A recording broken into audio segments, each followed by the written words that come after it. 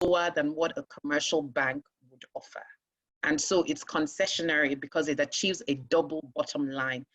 We've also heard in this market terms such as triple bottom line. So you can actually keep layering is what is the goal of this project to be? Is it to be profitable? Is it to be profitable and impactful? And if so, is the impact just going to be from a sector basis, or is there even a gender impact? And so these days you're hearing around gender impact, the triple bottom line. That is profit, environmental and social impact, and gender impact. So the other characteristic of development finance debt is that it tends to be long-term in nature. A typical project, infrastructure project in this market, it can take you quite a few years to realize returns on the project, assuming that is your goal. So for most times, project developers need loans that are 5, 7, 10, 15 years in tenure. And for some of the large scale infrastructure projects in other markets, such as your toll roads or your bridges, we're talking about 20-year tenures. And even if you look in the power sector, a lot of the PPAs, power purchasing agreements that are signed for these projects typically require a 20-year tenure, right? In terms of guaranteed returns, in order to keep lenders happy or investors happy that they'll realize returns. So that is development finance institution debt. And also there are other benefits that come with that. Development finance institutions also help to unlock other sources of capital. So if I go to my bank today and tell them that as a solar or hydropower developer, I have maybe World Bank support or IMF support or Africa Development Bank financing, that commercial bank is likely to view that project as a bit more, less risky. And so they're likely to be more willing to look at it. So it's important to also see how we can bring these funding instruments together. And then I'll touch very briefly on bonds. Bonds typically are high yield debt structures. So if I look at the structure of a company, what we typically call the company's capital structure, I would typically have maybe debt or equity, right? I might also have other funding instruments layered on top.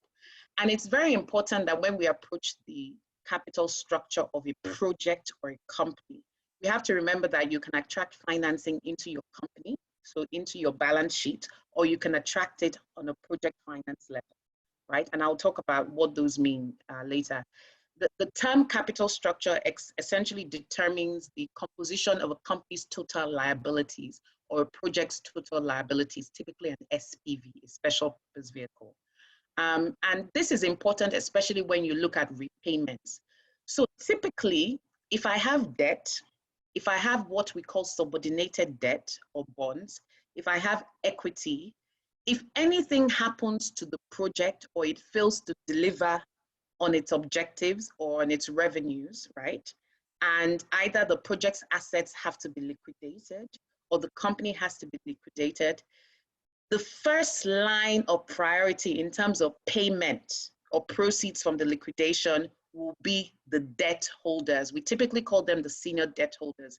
These are the commercial banks, right? They would have first recourse to any of the assets, including the security. So it's very important that when we're structuring projects or thinking of this, we also think about in the event that things don't go as planned, who will have priority in terms of either redress through the courts or priority in terms of liquidation of assets under the collateral structure. Typically, the debt holders have priority, followed by the equity holders. That is typically what happens. That is if there's anything left for the equity holders. So actually, equity is typically giving for high risk early stage developments. So what we often encourage developers to do is that if you look at the life cycle of this project, particularly if you're a developer who has never raised funds in the market, the question to ask yourself, at this stage, am I really ready for commercial debt? Because with debt, typically the banks want to already see that you've generated cash flow or you have a history or track record of cash flow.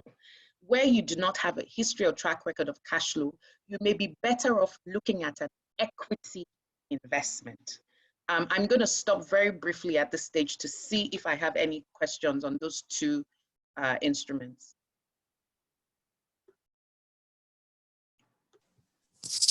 Thank you very much, Ma. Yeah, I still have, sorry, go on. No, I wanted to say if anyone has questions, he or she can raise a hand and definitely she will be called, or he or she will be called up. Thank you. Okay, thank you. So I'll continue for now, but please feel free to interject or put in the chat your questions, etc. So those are the two basic structures. So I'm just going to talk a bit more about the equity side of things. And you also have to bear in mind, we won't have enough time on this call to really drill down into the nitty-gritty. I think I can do an entire session on each instrument by itself. On the equity side, we typically have different types of equity for projects, right? You can have what you call your seed investor, seed equity. You can have venture capital. You can have, seed sometimes is also called angel investing. You have your venture capital, you have your private equity, and then you have your equity capital markets. That is when you go to the stock exchange and list your shares so that members of the public can invest in your shares. And these different equity structures can happen at different stages of project development. Typically in early stages, one of the things that are very important both for private equity or a DFI, development finance institution that wants to invest in equity, is whether the owner of the project or the sponsor of the project themselves have invested equity. So what part of your own funds? So if we have a total project that is saying $10 million of funding requirement, and you're seeking 50% of that to be equity and 50% to be debt, i.e. you're seeking $5 million in equity, and you go to a private equity investor to consider investing in this project. Sometimes they may ask you, of the 5 million equity that you're looking for, what portion of it as the project sponsor maybe $1 million, $2 million. So typically, sometimes even banks will ask, do you already have equity? So if as a bank, I am disbursing a fund, say $10 million, and let's say I'm disbursing $7 million and 3% of that, the remaining 3 million is going to be an equity. A bank will say, put the equity on the table first before we disburse $7 million. So that's also something to bear in mind in capital structuring. I'm seeing a question here around, are there specific PE investors that can be recommended such that energy startups can pitch our ideas? Most certainly, Austin Duru. I think when you use the word startup, that usually implies that there is no history or track record of operations or generating cash flow, right? Or maybe the management team already have a track record, but they are deploying a new project. Typically at that stage, private equity investors will look at it, but you probably want to lean more towards the venture capital or the seed equity side. And there's a whole range of investors that do this renewable energy space. You have cross-boundary, you have all-on, there are different climate facilities as well that will invest in energy startups. I think I can send a list to your, to the hosts after this call. What about the company's leverage? Is that a major consideration given the project size? Tokumbo, thanks for your question. Company leverage is very, very important. And by leverage, I mean, I'm referring to what extent are you already exposed to debt? You know, how much debt do you have on your books? That is very important because it can also affect your ability to service any new debt obligations. So I'll give you an example. If your project that is generating, say, 50 million naira in revenues every year, as a lender to your project, what I will typically do is I'm going to do a debt capacity size. So what does that mean? It means that I'm going to do an analysis of how much more debt this project can take on. If I already have debt that I'm servicing to Bank A, that is meaning that out of this 50 million naira of revenues I'm generating monthly, I'm already paying out on a monthly basis more than 60% of that to banks. then it means that my capacity for additional borrowing is limited, except I can demonstrate that in 3 or 4 months' time, I'm going to see an increase in my production that will generate additional revenues, right? So that is why leveraging is important. The other thing is that even if I'm going to see a significant increase in that production that would generate additional revenues, right?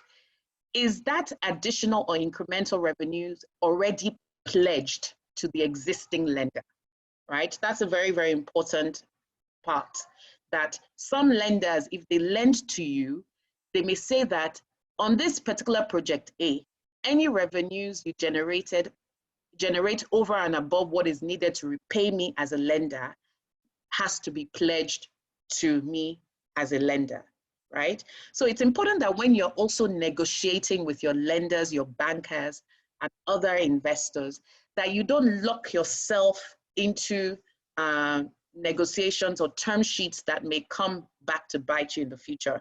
And so what I typically advise project developers to do, because a lot of you may be engineers, very strong on the technical side, but in terms of the financial capacity, your expertise may be a bit more limited, is that ensure that even if you don't have the capacity in-house, like a project finance specialist or corporate finance specialist or a CFO, that you actually engage the services of consultants to advise in your negotiations. It's very, very important. What level of developer equity would naturally attract investors' interest? In other words, what percentage should project promoters have before investors could develop interest? I think that question, Engineer Eze, it depends. And the reason I say it depends, right? Any serious-minded company that wants to raise equity investor for its project, if I go to an investor today, right, the investor will ask me, even if it's something as simple as you set up a website, you have a small office, that is actually your equity, because you use your own funds and you put it into setting up some basic corporate structure, right? And usually that's very important because it shows that you're serious-minded. And then I also advise companies, especially startups, when you're investing your own hard-earned cash, whether it's personal income or from family and friends in new endeavors, is actually take a record, a financial record of everything you're spending and expending on the project. It's very, very, very important. I think that's very important to bear in mind. So the answer is, it depends.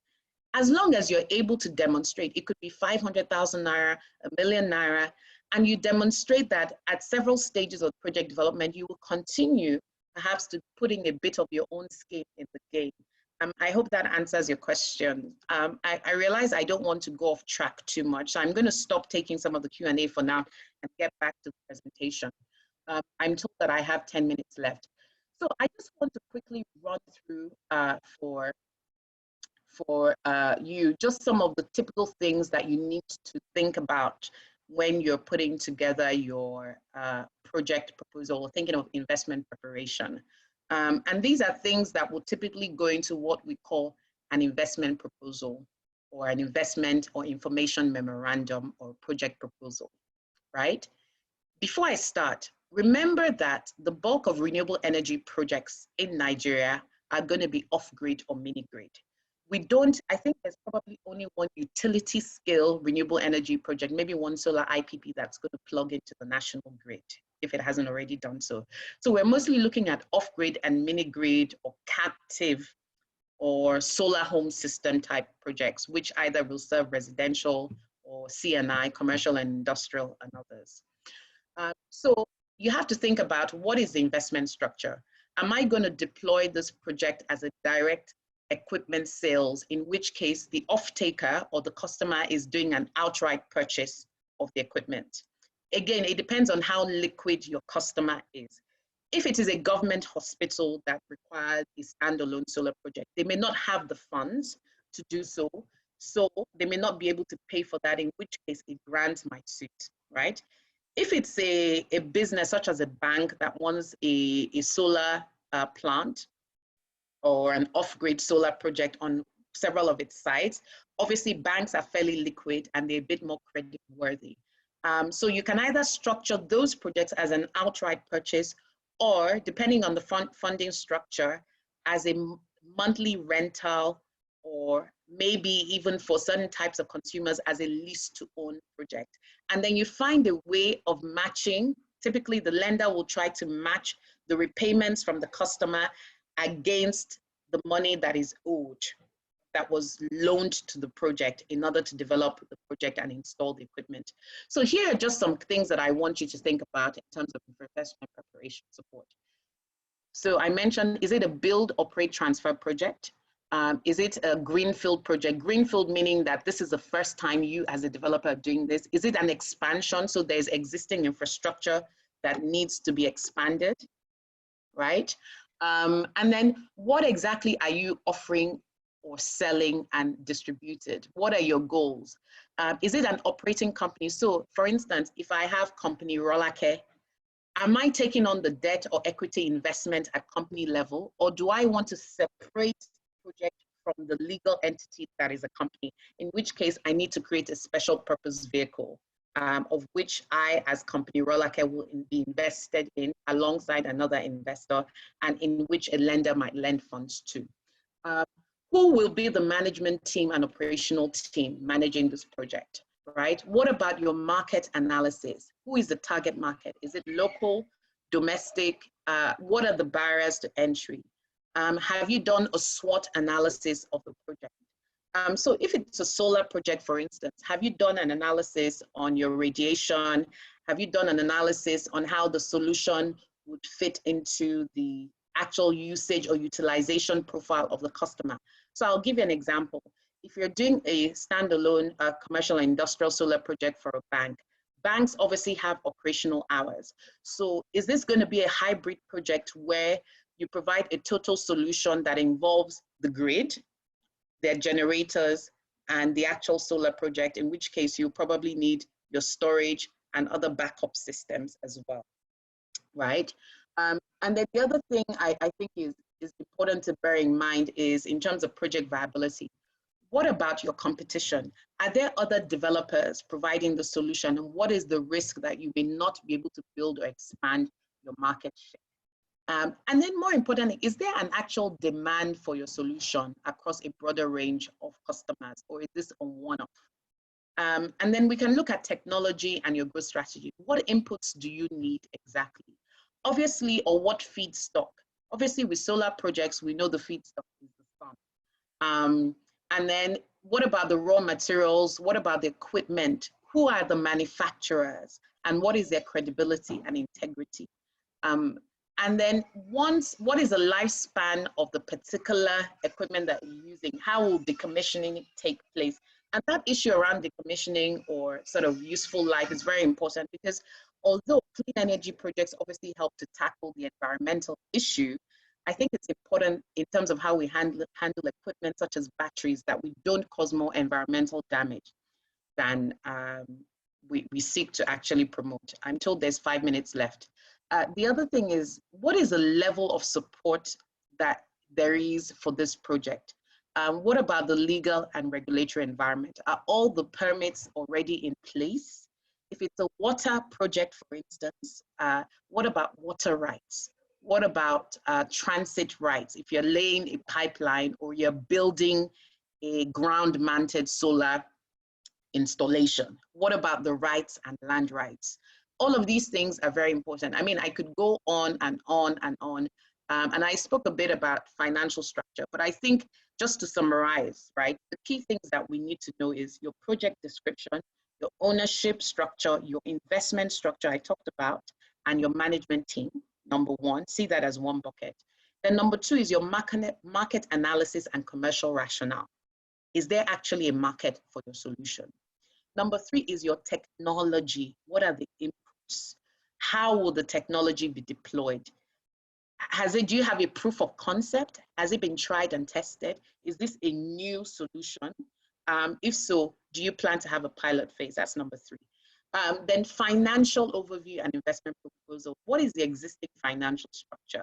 What is the existing shareholding structure? Are there other lenders or investors already involved? How much cash, like I mentioned, have the developers themselves invested? What are your main assumptions around revenues over the life of the project? And if so, have you stress tested your project along different scenarios, right? Very, very important. What is your projected internal rate of returns? Investors want an IRR, an internal rate of return. Lenders want an interest rate. So it's important to bear that in mind. What about your annual debt service cover ratio? And so on and so forth. And then the final two things are really around identifying and mitigation of risks. How have you identified the nature of risk you're likely to face in deploying this project? And then finally, your social and environmental impact assessment. Which communities are going to be positively impacted by this particular initiative? Have you done an EIA assessment, which is a major criteria for DFIs, development financial institutions, and other grant-giving organizations? What about the extent to which your project actually contributes to greenhouse gas emissions, right? Very, very important. And one thing I forgot to mention at the start is that as a financier and someone who works with financiers and developers, we often will always ask for an energy audit, right, of the actual client side of the project. And I'm sure engineers understand that. Essentially, we want to know how efficient this solution is and whether it would actually save costs for the client who may be reliant on the grid or diesel fueled generating sets. And so you need to highlight the main strengths and weaknesses and ideally get some sort of financial advice in order to scale these projects and ensure that they're bankable. And at this point, I'm going to finish here. Thank you very much.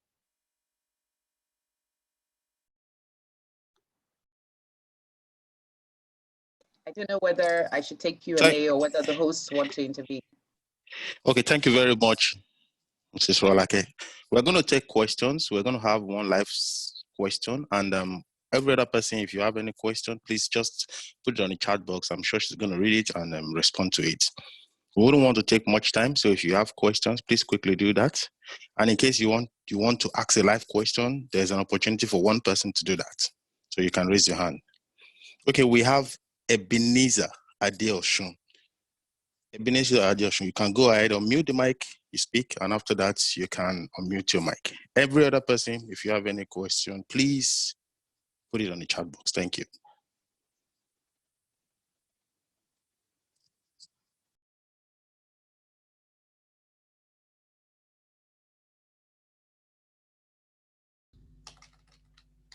Hello? Yes, go ahead. We can hear you, please. Thank you very much. Good morning, everyone. So my name is Ebenezer Olalekadiosha. I'm also an engineer, but I'm based in the UK. Thank you very much, Mrs. Rolake Filani, for your very detailed talk. First of all, I'm quite concerned as someone who is not based in Nigeria. If you want to come over to invest, I've had an experience whereby in 2012, we brought some partners to Nigeria to try and set up an anaerobic digestion plant in a few states in Nigeria with the hope we might do a kind of PPP with the government.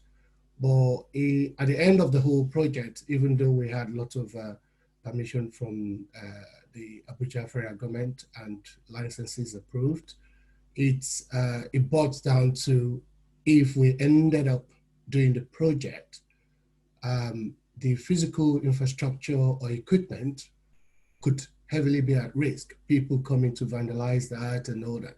And that really puts partners off, the Germans and some other Danish people that we brought in.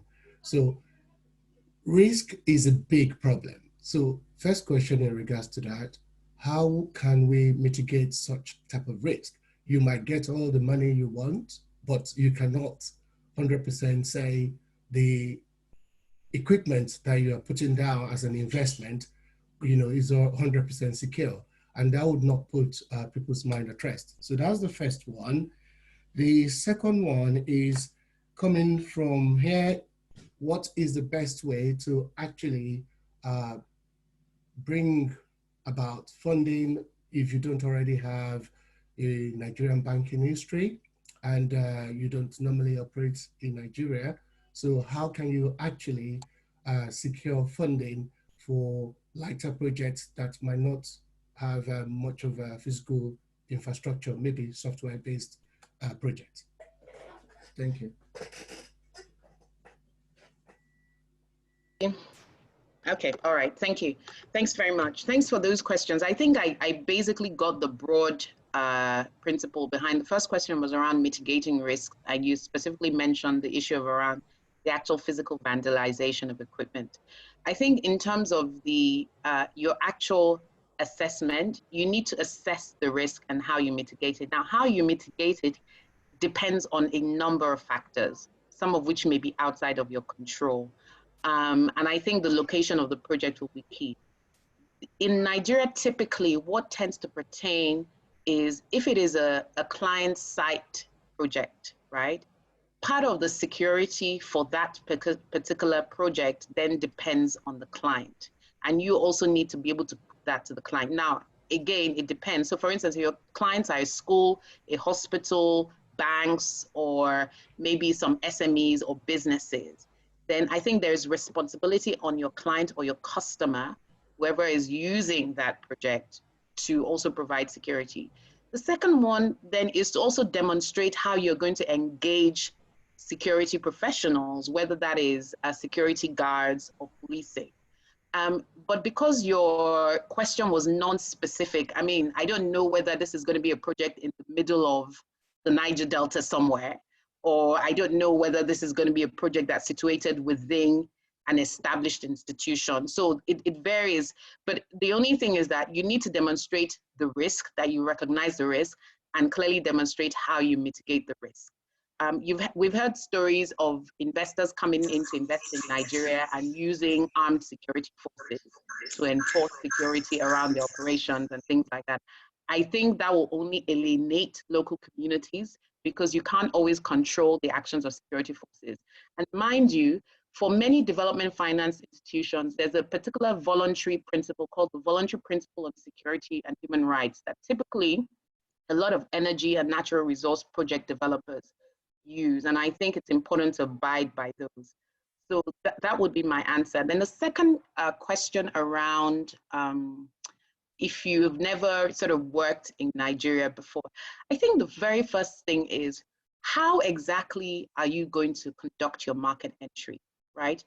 You can't take a proposal to an investor where you as a project sponsor or developer have not done any groundwork. Have you actually visited? Have you looked at how to establish and set up a business through CAC? Have you looked at local content rules? Who are your local partners? Have you done the due diligence on that? I think it's important that we just don't sort of operate in a vacuum. Do some initial groundwork, right? And demonstrate to an investor how you're going to take some initial milestones, right? And I think it's really just about creating a reasonable and logical project proposal, even if you don't have all the pieces of the puzzle fitted. So I cannot go to an investor today as someone sitting abroad or even locally and say, give me $10 million. I have a project idea in Nigeria that I want to do. You know, what groundwork and steps have you taken to actually test the feasibility of what you're trying to do? That would be my advice to you. Very, very important. And then a good place to start practically is the NIPC, the Nigeria Investor Promotion Commission. I often tell people, like, look, don't beat around the bush. You can get the local intermediary or whatever, but initially go through your official channels, right? When it comes to setting up. And once you go through NIPC, I think that's usually a good way to demonstrate credibility to investors before you even start looking at all the other boxes you have to take. I think I can take one more question. There's a question here from Olafemi Olaniyo. Most engineering firms have a cash flow structured around fee-based income. In order to transition to a project development structure, what would you advise, as in most cases the firm has a limited financial capacity to support a large team of specialists? I think if anything, once you have a CFO, it could even be a finance manager, a GM for finance internally. Then then you can engage the services of lots of organizations. So for instance, one of the things that we do at Indigenously today, I don't know if everybody can still hear me, is that we support project developers, simplifying enterprise. So the support we provide to what you typically get from an investment house. And then the other thing is you need to be smart in structuring the support you receive. So an investment advisor will come to you and say that maybe they're going to charge you 1 million naira for advising on these. As much as possible, negotiate a structure where you try and move most of the fee you pay to the back end of the project. Of course, they will charge milestone fees. So for instance, for putting together your project document, out of that 1 million naira, they can charge you 100,000 naira. But you want to try and back end as much as possible your fees and actually link them to clearly identified deliverables.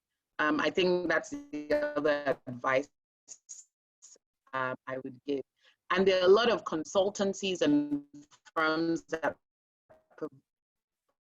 provide this kind of support advice that will not gent in searching, and it's an area that we would also be happy to have a conversation on. I don't know whether the hosts want me to stop or. Do you want to take just the last question? Okay. Go ahead. I'm seeing, was this the question from Miriam?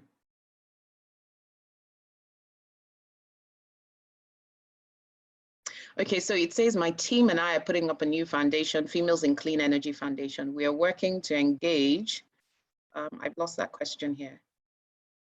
We are working to engage women as active agents in the deployment of clean energy solutions and community projects that promote growth, sustainability, and gender balance. Please, we would love you. Okay, this is more a question that I can take offline because she's saying she would love my personal advice and inputs. I think this is more better served directly or offline. Let me just quickly see if there's other questions that I can quickly take live. Okay, yes. Emeka Eze, Mr. Eze says, I didn't hear you talk about the sustainability of the renewable energy solution, especially in Nigeria, when most of the items are not produced locally. How do you address this issue? I didn't hear talk about political risk associated with government policy reversals when you may not likely get a sovereign guarantee.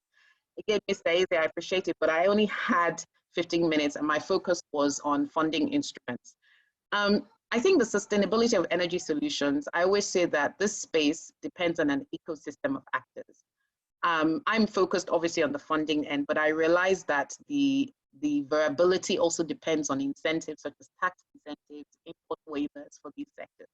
It is something that policymakers are looking into. And I think we quickly need to move to how we source our inputs locally, also because of the FX challenge. Because let's not forget that a lot of these projects are payments and revenues are in Naira, but often the equipment that we require are often coming from abroad, in which case we need FX to import. So there's already a mismatch there. So I'm strongly supportive of this, and I do think that the government does need to provide solutions for how we source inputs locally or reduce our dependency on imported equipment. Political risk associated with the government policy reversals, where you may not likely get a sovereign guarantee.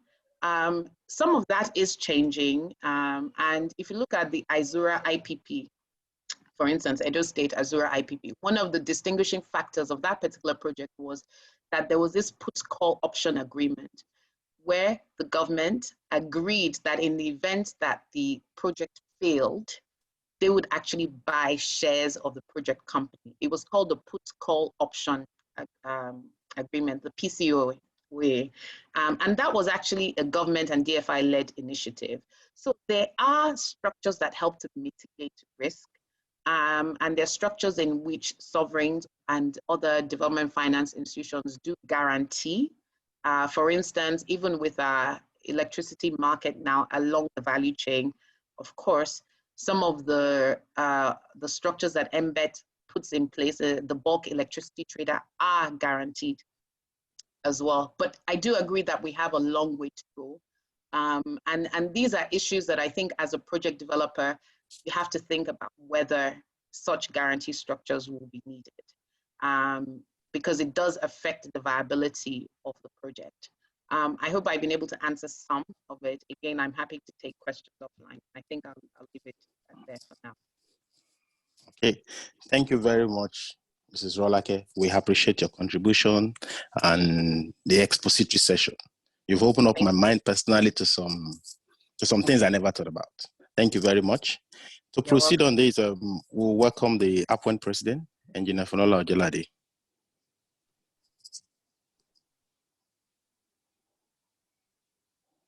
Okay, maybe I will need to unmute you. Go ahead, ma. I've done that.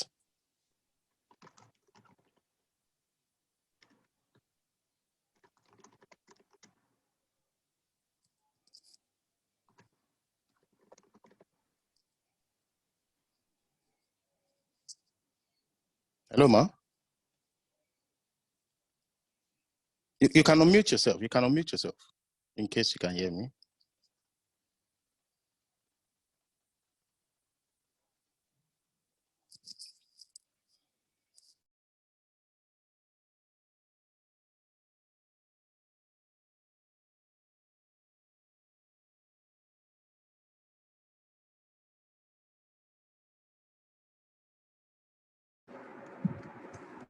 I think we've lost Okay, her. thank you. No, Okay. you didn't lose me. Yeah. Thank you, everyone, and thank you so much, Mrs. Akinkupe Filani. That was a very insightful one, and we really appreciate you. We know you need to go away very soon, so we want to present you with a certificate of presentation. If the host won't mind, could you please display that certificate?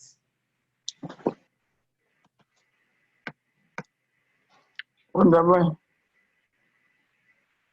not part of the engineer. The host engineer, Shegun, could you please display? You can go ahead. You need to display her certificate. Oh, okay, yeah, I've seen it. So this is for you, Mrs. Rolake Akinkupe Filani. We appreciate what you've done today. And people are going to drop questions in the chat room for you because you need to go. We'll compile those questions and send to you. Please, when you drop your questions, include your email address so that we can, when she answers them, we can send that to you. So have a great day, and we wish you the best in your appointment by noon. Thank you.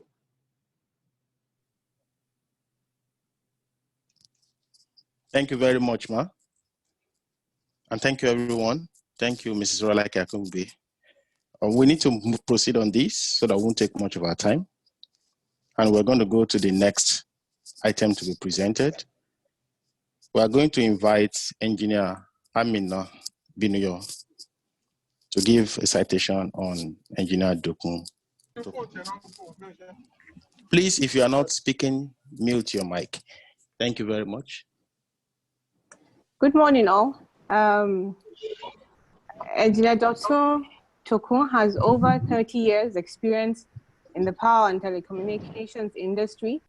He's one of the pioneers of the renewable energy industry in Nigeria. He's the managing director of Solar Mate Engineering, which is a company that provides solar solutions to homes, businesses, and communities. Solar Mate has handled a number of big mini grid projects over the country. In fact, the company received a 300,000 euro funding from Bettervest. Hold on, Jinamina. Hold on, please.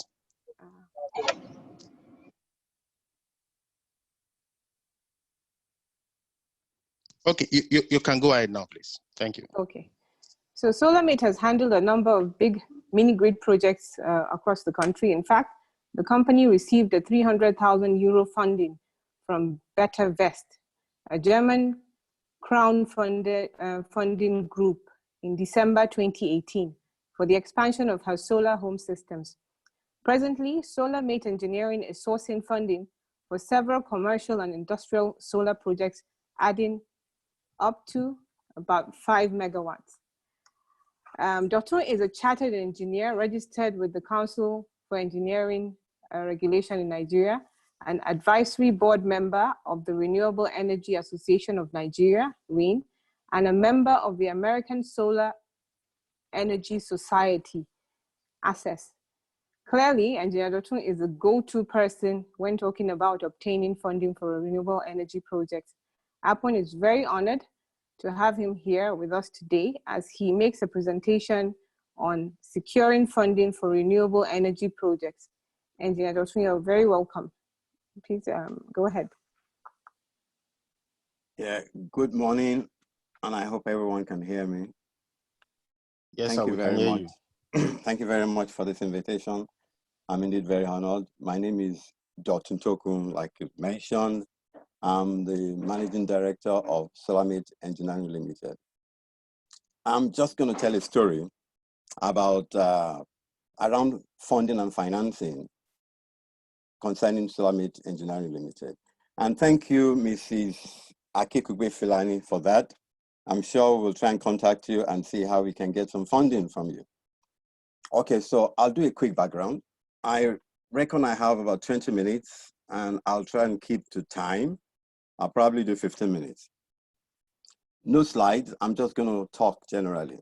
So I'll give a quick background of Solamit Engineering. We started in 1995, although we were incorporated in 1996, January. As at that time, very few people were talking about solar or renewable energy in Nigeria. So it was kind of new and it was a difficult terrain to get into. Solamit was started by 3 men, but right now 40% of our management team are women. So we reckon we have a gender balance. We hope we'll get up to 50% of women in our management team. We say that we are power solutions provider. That means we look for power challenges, and that is all over the country. And we try to find the most economical power solution. And we have a bias towards renewable energy. We design, supply, install, and maintain renewable energy-based power solution packages for various sectors. And our services include the following: solar home systems between 5 and 20, 5 watt and 200 watt. And then we also do solar home systems for residentials in the city, typically around 5 kilowatt to 10 kilowatt. We look at commercial and industrial solar between 1 and 10 megawatt. We are always proud to say that we install the largest private commercial and industrial solar installation in Nigeria, which is a 2.35 megawatt PV hybrid solar installation in Ogun State. It was completed in 2018, it's still running now. We've done some mini grids, and we're also looking at more mini grids for REA and other developers. We've done a lot of backup packages, which is what a lot of people do in this sector. It's not completely solar. In fact, it's a solar package without the solar panels, which most people have at home, backup inverters and batteries. We do solar water heating for some hotels and homes, solar water pumping, solar dryers, solar street and area lighting. So that's that about Solamit Engineering. Now let's talk about funding. We've been operating since 1996. And almost all the jobs we've done have been the client paying. The client had to make a down payment. And then when the job is done, we will collect the balance of the payment. Normally, we will ask for a 70% down payment, but we typically will have gotten between 30 and 70%. Automatically, that means that we have to seek funding to complete the job before getting payment. And we had done that by a credit line from our suppliers. We used to have a credit line from a supplier in America. We stopped that when we ran into trouble. It was an FX challenge. By the time we were paid, there was some challenge with the FX exchange rate, and we lost on that job. We also get funding from our suppliers in Nigeria. And sometimes we just go to commercial banks to get a loan, financial institutions, microfinance to get a loan, maybe a 3-month loan, so we could do the job. Now, these loans were not based really on the fact that we were installing solar. We could as well be selling salt or rice because they were all secured and collateralized. So that, but yes, that's the way we've been going ahead.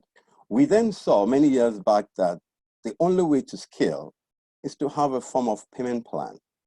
Remember, we started in 1996, and there were not lots of talk about solar or funding.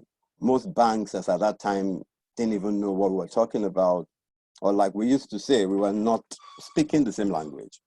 They just didn't get it then. But certainly things have changed a whole lot now. Many banks now have renewable energy desk, and it's easier to discuss with them. Anyhow, we saw that to scale, we had to offer a payment plan. That means we had to look for money. We spoke with banks, and again, from what Ms. Akikwe had said, which I learned a lot, we were actually looking for debt. We were not looking for grants or equity. We were looking for straightforward debt. Along the line, we got a grant. I'm not really talking about that today. We got a grant from DFID, which we used, which is very handy. But we were looking for debt, and it was quite difficult to find debt.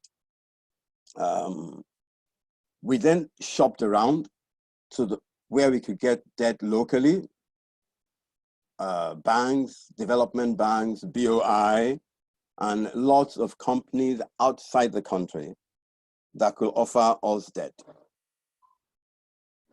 What we tried to do then is to, by the way, we have a financial consultant. We are all engineers, so we certainly have limited knowledge on this financial terrain, and we don't want to get our fingers burnt. So we got ourselves a financial consultant on not a lot of pay money, and like Ms. Akikwe said, the payment, most of the time, the big payment will come if a success. So it wasn't difficult to pay our financial consultant. And we typically look at different organizations that can give us funding and look at the type of funding, look at their appetite for risk, look at what is it that they're looking for. And it was along this line we got to Bettervest. Bettervest, we actually met them first at a conference in Germany, and then we met them again at an event of AHK in Nigeria. AHK is the Delegation of German Industry and Commerce in Nigeria. We met them there. We looked up Solami at Bettervest. Bettervest is an online crowdfunding platform, and they're based in Germany. And their mission, we looked at their mission to understand what kind of funding we could get from them. Their mission actually is they bring people together to finance projects that will benefit people and the planet, both today and tomorrow. So we saw that this was more like impact. And as at that time, the maximum they could give was 300,000 euro. I think today they've increased it to 2.5 million euro. At that time also, we had two types of funding we were looking for.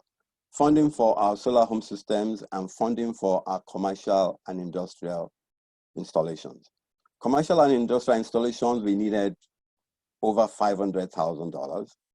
For solar home systems, we could clearly do with the $300,000. So we opted for the solar home system with Bettervest.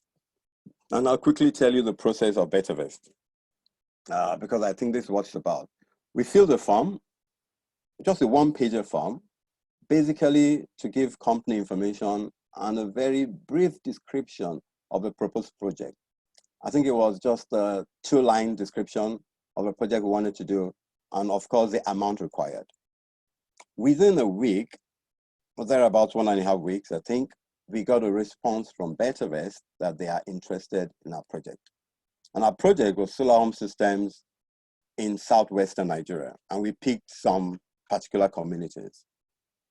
Between that time we got the response that they were interested, and 4 months that we got a letter of intent, we were going back and forth sending business plans and just information concerning the company. 4 months after that, we got a letter of intent from Bettervest. Then we had to submit a more detailed business plan. And then we spent a lot of time on our cash flow. They actually helped us through filling up our cash flow. Obviously, we supplied all the additional information, and they were asking all manners of questions, just a lot of due diligence. And then we had the Bettervest checklist, which is a lot of questions, basically, again, looking at our management structure, the market, the competition, the payback, the risk, all those little details were looked at and discussed. And we had to go through a credit check, and we got an energy consultant to do a report on our project. All this took a lot of going back and forth, obviously, because they needed to be sure, and they were all done remotely. I can say now that Bettervest, they have an office in Abuja, as at that time, they didn't have an office here. So everything was done on Skype call. And 6 months after that, the project was approved and was presented on the website. The presentation on the website was a video of us discussing what we will do. Actually, we went to one of the villages where we were going to deploy the solar systems. We did a video and a write-up. And the project was presented to the crowd. Remember, again, this is crowdfunding. So the strength of what they could hear, see, and read they indicated their interest in our project. And within 3.5 months, we got all the money, which was not fast, but was average. And we got different amount of money, some 100 euros, some 50 euros, some 2,000 euros, and we got all the 300,000 euros.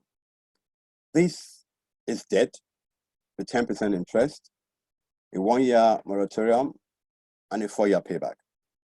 So we got the money in December 2018. We had already made the first payback in December 2019. It's a payback every year. So the next one is going to due December 2019.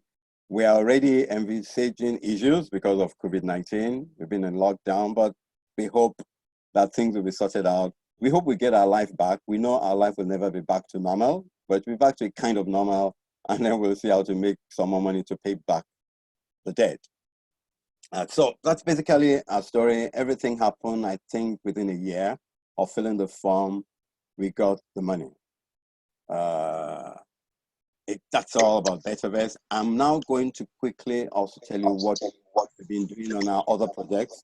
We're still looking for funding for our commercial and industrial projects. We're looking for, we have a portfolio of projects, about $10 million thereabout. We're talking to different investors. What we have learned is that sometimes the money, you have to find the right person. Sometimes some people we approach reckon that the money we're looking for is too small. We're talking to an investor from New York, and he wouldn't consider anything below $50 million. We certainly don't have a $50 million portfolio now. So one has to find the right person with the right appetite, with the right conditions. What we've also learned while talking to investors is that for commercial and industrial projects, we should get a power purchase agreement or a kind of agreement with our prospective clients. And that will go a long way in them at least knowing that we have a market, not just a lot of write-off. We're presently speaking with some commercial banks in Nigeria. The best we've gotten is someone offering a 4-year payback. We're typically looking for something above 7 years, because most of the time, most of the commercial and industrial projects, return on investment will typically be 6-7 years thereabout. Except, of course, we do a package without storage, but I don't want to get too technical. A package without storage will have a shorter payback period. Only challenge is that the generator at the grid must always be available, and a number of clients still don't understand this. Well, we're trying to push that. We have some okay offers from out of the country, but we're still really worried about the Forex risk because we've been beaten once. And we keep talking to different investors, different people, and we believe that this is the future. Certainly decentralized power is the future for Nigeria. The grid and transmission is really not going to feed everyone. But for this to succeed, we must have access to affordable funding. I think I can stop there. I've spent 13 minutes, and thank you very much for listening. Whatever questions, I'll try and answer them. Thank you.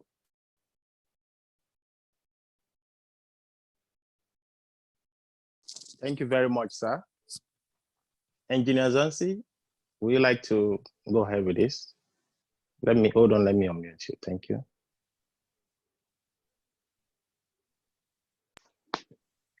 Yeah, go ahead. Thank you. Okay, thank you, everyone. Thank you, Engineer Dr. Tokun, for such an enlightening experience. It has shown, especially for sharing your personal experience with us. We have some time for some questions.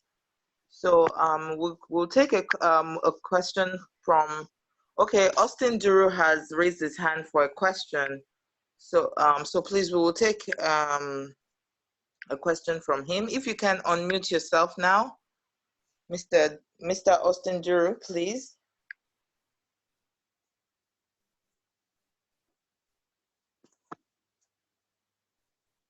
Yeah, Hello? there's a question from Engineer Emeka Eze.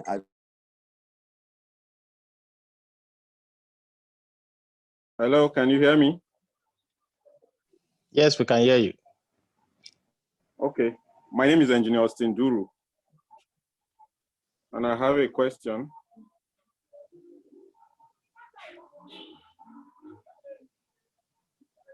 Should I go ahead? Go ahead, please. We can hear you. Go ahead. Okay, thank you, Engineer Dotun Tokun. Really appreciate the story you've told. My question is, I mean, the experience you narrated from Bettervest and the process that was followed. At the time you expressed interest to Bettervest, have you already done, let's say, some pilot already somewhere, and you were basically expanding, or was it a startup idea and they picked up interest on it? I would like to know if they relied on, say, previous deployments you've made to make their decision, or if they basically relied on the idea that this is a good investment to make. Okay, we had lots of experience in the solar industry, so I believe they looked at that. Concerning solar home system, we've deployed a few. We've actually purchased a few and we've deployed them. So they certainly, we look at that also. But definitely we had a lot of experience in the industry, and we've done things across the different fields and technologies in solar. So yes, they look at both. It is scary. But maybe I can answer Engineer Emeka Eze's questions. I think he has asked 2 questions. I hope, Austin Duru, I answered your question. I hope I did. Engineer Yes, Emeka, yes, you did. Thank you. Is asking what percentage of our revenue projection are we meeting? I don't clearly understand that, but I'll answer it the way I understand it. Revenue projection concerning the solar home system. We've been meeting all until now. That things are changing a little bit. But we'll see. We'll see what happens in the next 1 month or 2. We expect that we wouldn't meet the projection. We expect that it will drop probably by 60–70% because the people that are supposed to pay are not making money. And yes, we are talking to Bettervest concerning restructuring. But I think the challenge with COVID-19 is the future is really kind of uncertain to everybody in the world. We really don't know what will happen tomorrow. What if it spikes? What if it doesn't? So everybody is taking it a step at a time. But yes, restructuring discussions are going on. The cost per kilowatt hour, we're not really charging cost per kilowatt hour. It's more like a lease to own and pay back over 2 years. And then after that, they're going to own it. So it's not the cost per kilowatt hour. But typical mini grid cost per kilowatt hour will range between 140 Naira and 200 Naira per kilowatt hour. Certainly much higher than national grid cost, certainly. However, there is no grid in those areas anyway. And if you compare it to diesel or petrol, then it's a bit cheaper. I think I answered that. There are 4 new questions. With the pandemic now, do you ask for debt restructuring? Yes, we're discussing it. I'm looking for the next question. What did you say was the future? Yeah, decentralized power is the future, not the transmission line. That will still be there, but a lot of villages, and which is what REA is pushing, decentralized, the mini grids, the integrated mini grids. That's what we look at. We focus on actually, apart from solar home system, is captive, commercial, and industrial solar. So we're looking at different factories or industries and giving them power, just them, no distribution, which is still decentralized.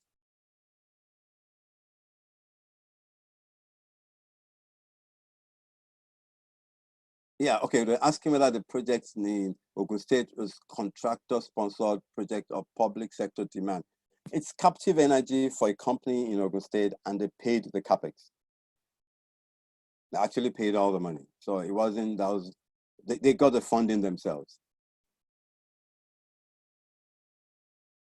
Did you envisage this pandemic at the design stage of your proposal? Certainly not. We didn't think. In January, we didn't think we'll all be at home working. So this pandemic just came.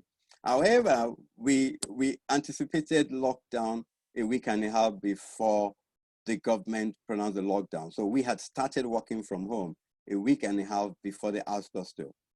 But that's just a week and a half. It was not something we saw coming. Okay, I have 3 minutes. Confirm the key regulatory constraints we experienced and how they were mitigated. I don't know concerning which one, concerning the 2.35 megawatt of solar home system. What's number 2? The regulatory constraints.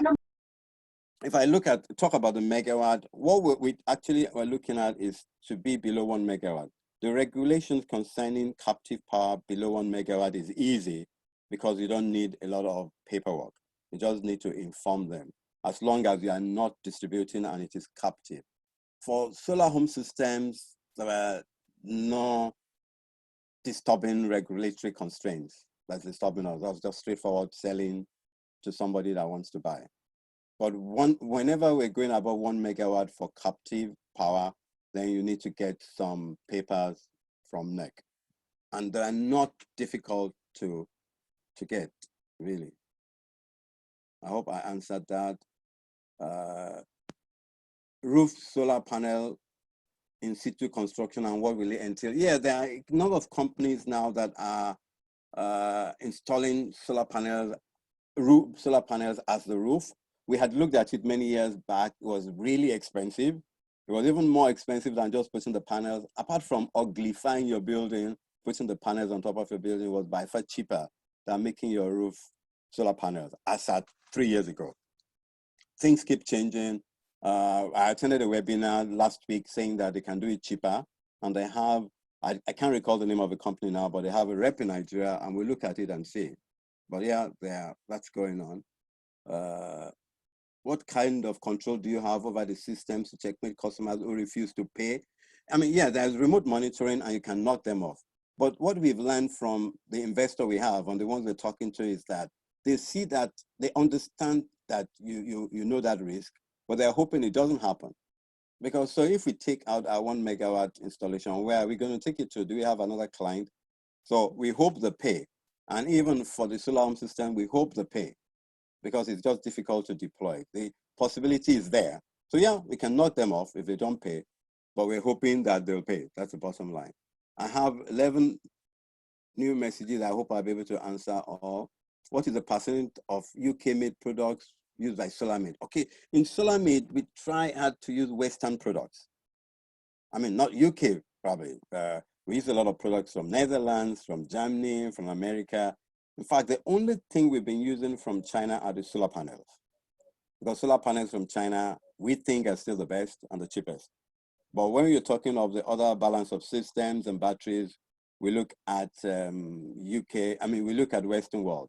But I think things are changing rapidly, because we are seriously looking at lithium batteries from BYD, which is China. I think things are changing very, very rapidly. And I think if you know the right China to buy, you can buy very good China. But we don't have good relationships with China, so we rather stay with people we know for now. Other sources of renewable energy aside from solar being exploited.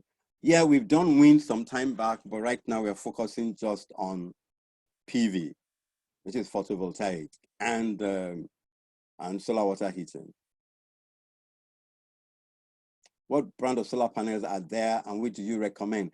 I think we should discuss this in private, but we use all kinds of solar panels. We just look at the spec sheet, and there are a number of them in Nigeria. There is J Solar, there's Yingli, there is Solar Philippines. There are quite a number of, most of the solar panel manufacturers see that there's a lot of market here. So they actually come in here themselves with their rep. So there are lots of good panels out there, and most of them are made in China. I'm looking at, they should have expert in industry with the caliber of, whom I know very well, this years of experience, alternative energy. Okay, that's it. Thank you very much, Engineer Demola Oshinoga. Just a comment. Are your projects more of selling the RE infrastructure to the client or selling energy? Yes, like I mentioned, we were selling the infrastructure before, but we understand that we cannot scale if we don't sell power. And to sell power, we need finance. And that's what led us to looking for money. What's your take on nuclear energy to balance our nation's electricity grid? I think it could be a good idea, but I don't think it's a discussion for now. There's so many things around it, around our safety, around us in Nigeria and maintenance. But yes, obviously, I think I'm not opposed to nuclear energy. Thank you for the nice presentation, very nice. Does the company offer training? Yeah, we actually offer training on solar energy installations. And I can also direct you to a lot of training institutions also. We actually last year had a Nigerian-German consortium that we offered training to a lot of people on commercial and industrial solar. The program is off now, but there are other training institutions that are offering what they have learned from us. There's another question. Can't we manufacture solar panels in Nigeria? Great question. Last week, where I met with 3 other people in the industry, and we are actually looking at manufacturing solar panels. Now, there's a company in Nigeria, Oxano, that's making solar panels, and I'm certain they're making lots of money. And I think it's a way to go. Obviously, we have to look at all the risks. Can we make cheaper than they make in China? Because do we have the infrastructure? We have to look at all that, because at the end of the day, it has to be profitable. But yes, we are actually looking at that. That is actually our next project, to see if we can manufacture solar panels. Next question from Ebenezer Adeoshun. Beyond hoping that your customer will pay if they default on their payment plan over a long term, what other alternatives do you think might be a viable solution for your business other than going to take away their equipment? This is tough, because presently, I don't know. If a client doesn't pay, then you can't continue to keep the equipment there forever. Now, in the clauses, there are always clauses for solar home systems that you have to pay a certain amount or a certain percentage. At the same time, you need to be fair. If you give solar home system to a farmer and there's a problem with the farmer and they're not making money, they can only pay for the money they make. So in our calculations and analysis, we already have a percentage that we think we will not collect.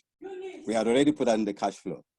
So we can actually let some things go as long as it doesn't exceed. I think we've input 15% of non-payment, which is pretty high, but sometimes that happens. And if they don't pay, then you just have to take the equipment away. Challenge is, where do you take it to? It's already secondhand. And because we are doing lease to own, then it's a little tougher to sell to the next person.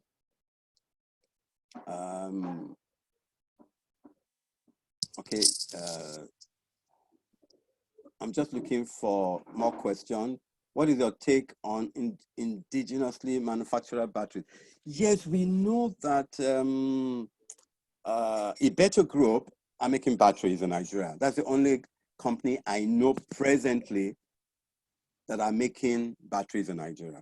We haven't tried the batteries yet, but I know other companies in Nigeria that have tried the batteries. So yes, again, it's all about, can we make it cheaper?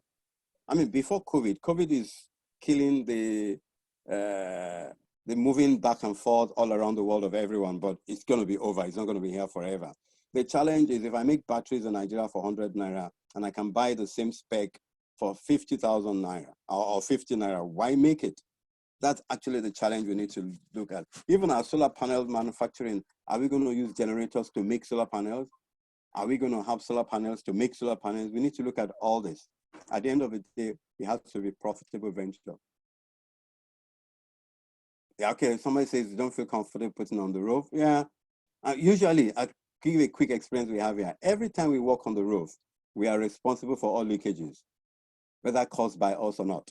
So in our team, we already have roof experts. Before we walk on the roof, we actually check it for leaks. When we are done, we check it for leaks. So, and that's extra cost, whether you cause it or not. But yeah, if you get good installers, you're not going to have any leak on your roof. What else do I have here? What's the level of consultancy level in RE, as many of the solutions are just based on direct sales? Yeah, there are actually right now a number of companies in Nigeria that have gotten funding and have a payment plan. Quite a number of companies, some big companies, some medium-sized companies. And that is the way to go. And that's actually the way to go. So more and more people are getting funding. More and more banks are understanding that they can give funding. We have some arrangement with Sterling Bank presently, and then we hope that something will come out of it. What regulatory measures has the association put in place to regulate products? Well, this is a SON problem, Standard Organization of Nigeria. I know Rian is talking to them, and we're hoping that they will keep substandard goods away from here. But you see, this is not just for renewable energy. This is also for drugs. This is also for furniture, also for batteries. So it's not just limited to renewable energy. It's the whole country. Some has to be cleaned up, and then fake or substandard product will stop coming in. Okay, to Engineer Uma, I'm going to send to you a list. I'm writing it down now, a list of training institutions in Nigeria. What thought have you put on having solar water heaters in view of the fact that we have sun all year round? Solar water heating is actually the best and the cheapest solar water application, solar PV application or renewable energy application. Efficiency is very high, and it's very effective. The challenge is to do solar water heating is best you plan it before you do your building, because it's more like a central water heating. So if you already have individual solar water heaters, it's kind of pretty difficult to retrofit, and that's the challenge. So we're talking to a lot of estates and see can they incorporate solar water heating while they're still building. The challenge is that some of them are looking for funding for it because they have the amount they want to sell the house, and they think this will increase the cost. It will increase it, but within 1 year you get your return on investment if you're running diesel or running grid to power your water heating. So still a lot of talk with developers, building developers on this. I'm looking at another question from Ismail Balogo from Balbos UK Limited. To supply mechanical electrical equipment for large projects, can we facilitate UK finance? Okay, I'll talk with you. Optimal height, optimal inclination. Well, this depends exactly on where you are. Optimal height, as long as your panels are looking at the sun. Inclination is what is important, which is typically between 10 and 15 degrees. But again, depends on where you are in Nigeria. It's not the same all over Nigeria. But that's John Audu. I can give you some details on that. And there are lots of software now that you can use to design. And they will, depending on where you are, once you input it, it will tell you the best inclination. A question from Abimbola Olisa. Thank you for the presentation. What sort of solution do you advise an NGO looking to provide solutions to gender equality in clean energy sector invest in? Well, it depends on what your NGO is looking at. If you mentioned gender, we're presently looking at a project in Akwa Ibom State for oil palm harvesters and millers, and there are lots of women there. And by the time we're done, it's going to empower most women. And then I know there are projects done by other solar companies for drying fish that women are part of. So it depends on what your NGO is doing. I don't know if I can still continue. I can see 16 new messages. Should I still go on? Thank you very much, sir. I think maybe we'll just push some of the questions to you. And like we did in the earlier session, we can as well get your feedbacks and be able to give it to the appropriate persons. And for those who would like to have a personal conversation with you, I think they can just chat their email addresses personally to you, and I think that will be resolved. Okay. So Yes, thank you very much. Yeah. Go ahead, sir. Okay. Yeah. Thank you very much. I'm trying to see if I should just share my email address, or I can just pick on the email addresses and get back to them. Yeah, you can Maybe share your you email can address. share. Sir. Yeah. You can share it. Okay, I'll share to everyone. Okay, so I'll share my email address and the company website. Okay. So thank you very much, sir. We really appreciate your time. We appreciate the insight. We appreciate how you responded to each questions. Definitely, I know there are still loads of people out there who have varying questions, who seek clarifications, and I'm very sure they will get across to you. So, and also for everyone who's asking questions, and for those who are listening, thank you very much for your time and your patience. We appreciate you. Right now, we're going to go to the last presentation for today. And that will be taken by Engineer Mata Ikalo. Engineer Mata, you can unmute yourself and Yes. go ahead with the citation. Thank you. Okay. Good morning, everyone. Thank you, Engineer Shegun. I'm going to be reading the citation of Omolola Feitola. Please permit me to proceed. Omolola Feitola is the business manager for Power and Infrastructure Desk, Corporate Banking, First Bank of Nigeria Limited, where she provides support for the power sector value chains such as GENCOs, DISCOs, TRANSCO, etc., and various infrastructural projects on roads, rails, and so on. She is an experienced accountant, auditor, and banker. Her competency includes corporate finance across various sectors, IFRS, financial reporting, relationship management, strategy, and audit. She holds a master's degree in risk management from the University of Southampton, United Kingdom. She is a member of the Association of Chartered Certified Accountants of Nigeria, ICANN, and Chartered Financial Analyst Level 2 candidates. Please welcome Omolola Feitola, who will be making a presentation on what makes a bankable renewable energy proposal. Omolola Feitola, we are happy to have you in our midst, and you are very free to have the floor, madam.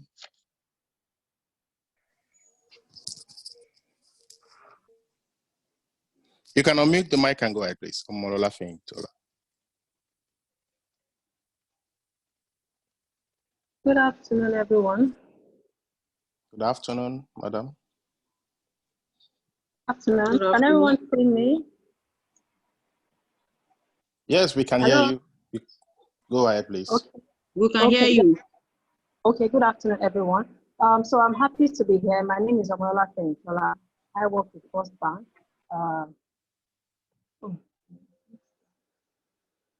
Hello?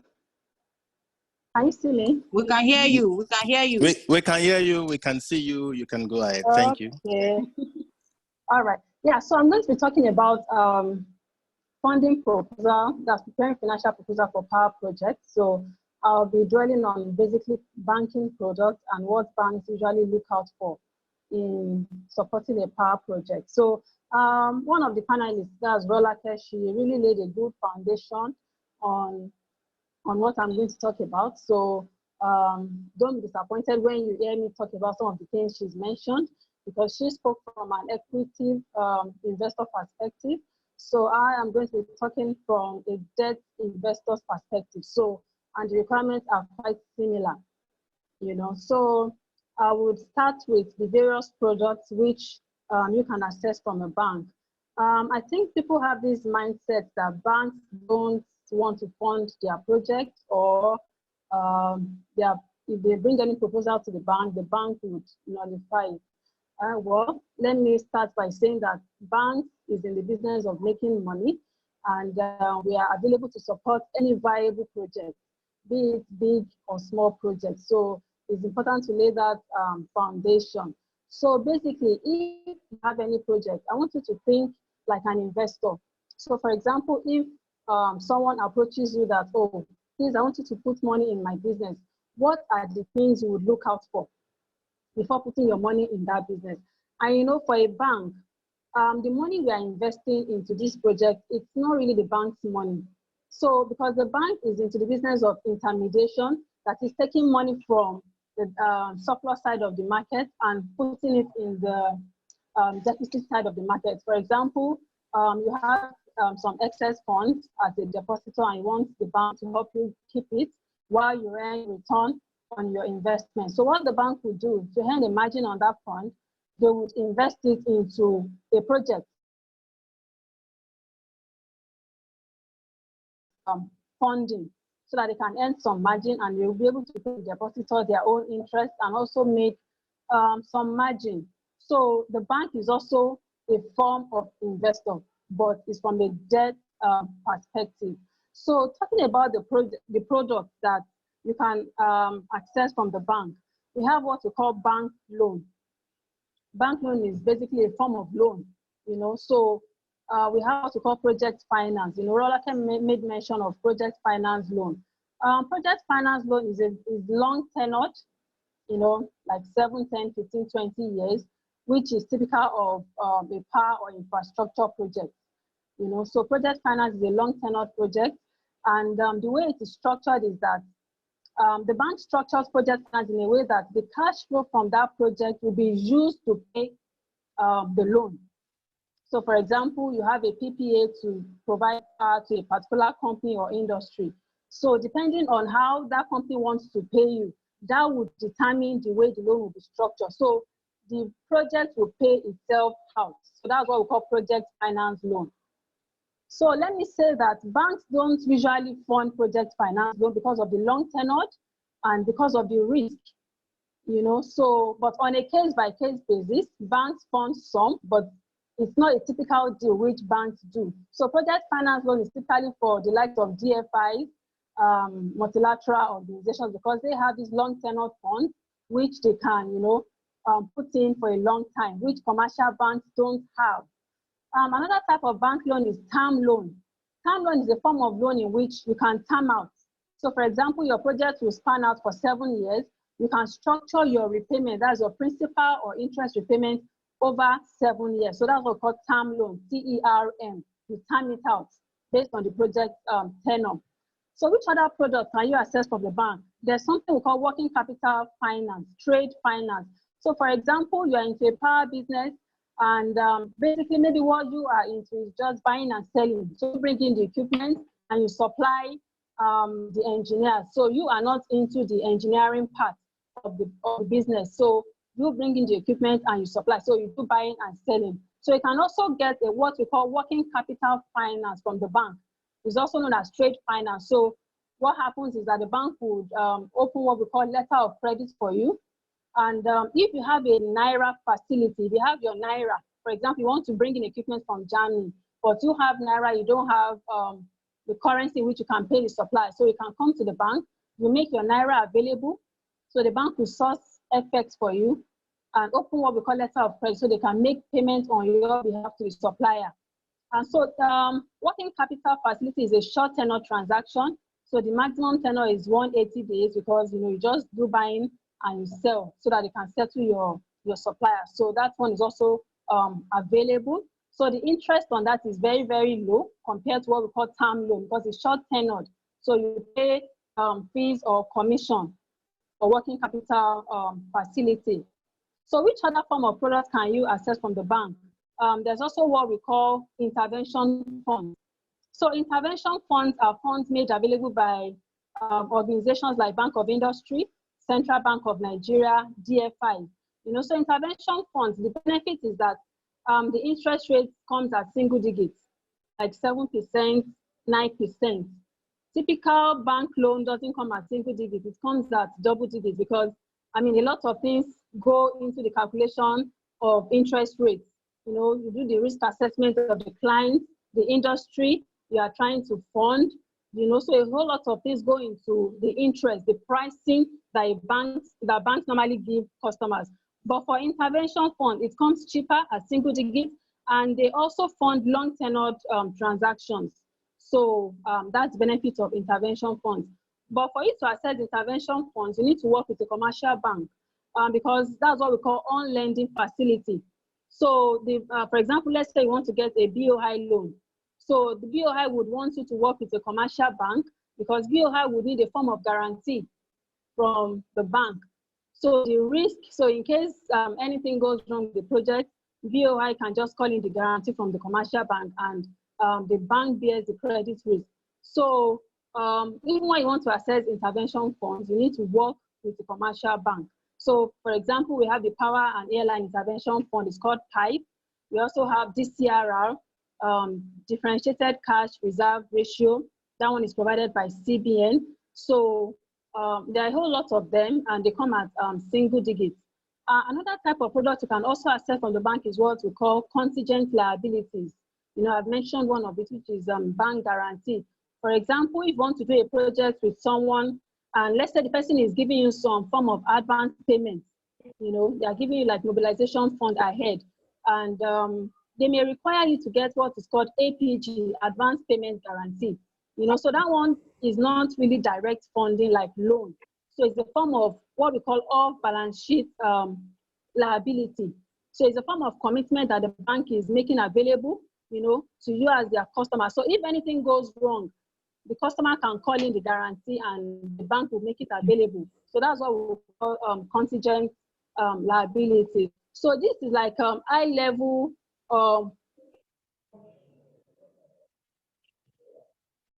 loan, project finance, term loan, import finance facility for trade, intervention funds, and contingent liabilities. So I don't know if anyone has any question at this point before I move on to the requirements. That is what banks look out for in a power project. You can go ahead, then after that we'll take the question and answers. Okay. All right, so moving on to the requirements. So I would like to summarize this into what we call 5 C's. You know, it's called 5 C's of credit. You know, so the first C is character. So basically, if the bank wants to fund a project, they want to know who the promoters of the business are. You know, they want to know the credit history of the promoter. They want to know the background. They want to know their experience, their profile. You know, it's very, very important to know the person you are dealing with. So that's where you see banks asking for KYC documentation, that's know your customer type of documentation, memorandum of association, you know, your management profile, your industry, the background. So they want to know you as a person. They want to know the promoters. They want to know if they are politically exposed individuals, you know, so that they know the kind of risk they are trying to onboard. So that's basically on character. Then the second C is what we call capacity. You know, like Rolake made mention, do you have the ability to repay this loan? What's your financial statement? What is it looking like? What's your leverage? When we talk about leverage, it means what's your current debt position? Are you able to take on additional debt based on what we can see on your financial? So for capacity, they'll be asking for your financial projections, your cash flow projections. What are the assumptions you've made to come up with your cash flow projections? Are the assumptions realistic? Are they reasonable? For example, let's say you did a cash flow projection using 360 as the exchange rate to USD. You know, I mean, and you know that will not pass in the current situation that we are in with this COVID-19 because FX rate has really, you know, it's almost like for something 450. You know, so they need to assess the assumptions under which the cash flow projections were made. So capacity is looking at the ability to take on, is your ability to take on more debt.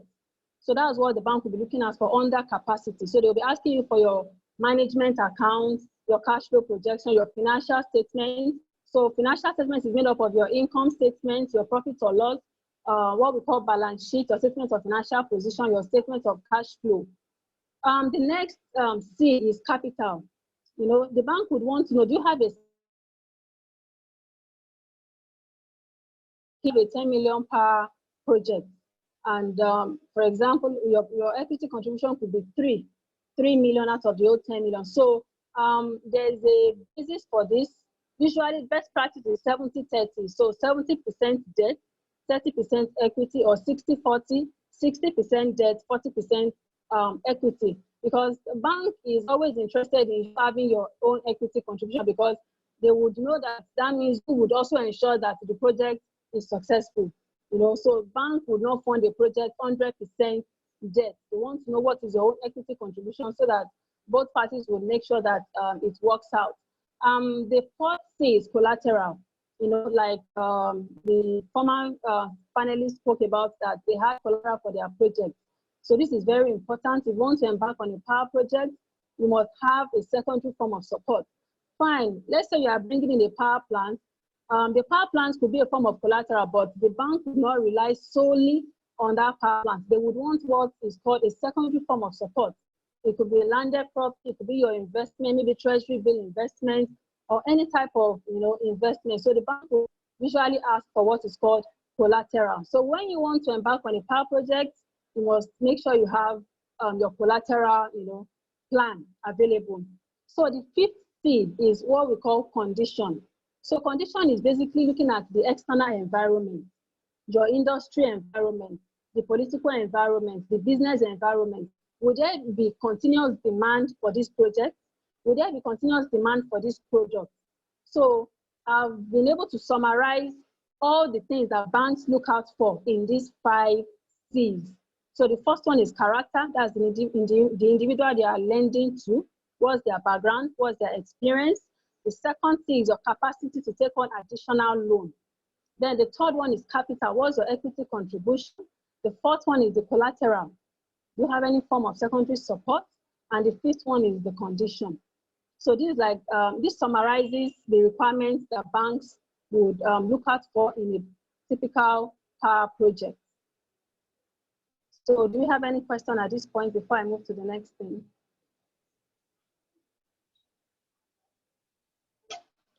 If there's any question, we can put it on the chat box. If you have any question, please put it on the chat box. Then after this presentation, there's going to be room for 2-3 people to ask live questions.